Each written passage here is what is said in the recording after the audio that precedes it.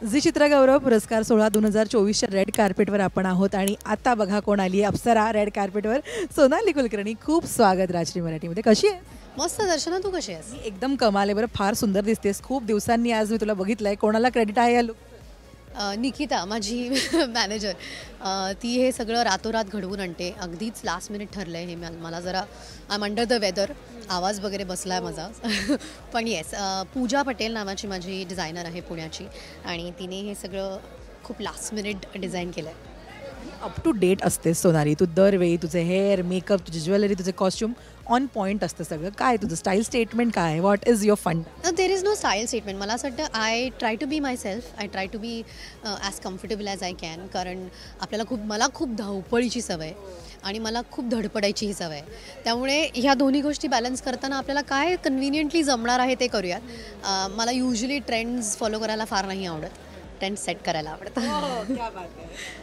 Red कार्पेटवर आहेस तू Zee चित्रगौरव पुरस्कार सोहळ्याच्या.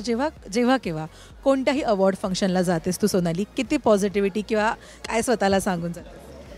मला दरवेळेला एक वेगळी मनस्थिती असते, डिपेंडिंग ऑन फिल्म आहे नॉमिनेशनला, किंवा आपल्याला काही नॉमिनेशन आहे का, किंवा एखाद्या फिल्मचं प्रमोशन आहे का. पण आज यातलं काहीच नाही आहे.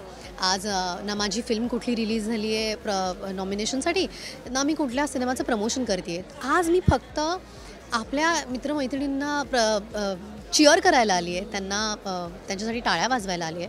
हे खूप कमी वेळेला होतं, कारण माझा काहीतरी परफॉर्मन्स असतो किंवा काहीतरी असतंच. सो दरवेळची मनस्थिती वेगळी असते. आज मी खूप चिल्ड आउट आहे. आज मी अजिबात स्ट्रेस्ड नाही आहे. यावर्षी काही उत्तम सिनेमे आले जे मी पाहिलेत, काही मित्रांचे सिनेमे आहेत. तर I am hoping the best ones win. आणि मी खूप वाट बघते यार तुझा मोगलमर्दिनी तारा राणी हा चित्रपट बघायला. कारण आपण जेव्हा बोललो होतो, तू बोलली होतीस की वन ऑफ युअर प्रोजेक्टची तू वाट बघतेस. काय आज प्रेक्षकांना या निमित्तानं?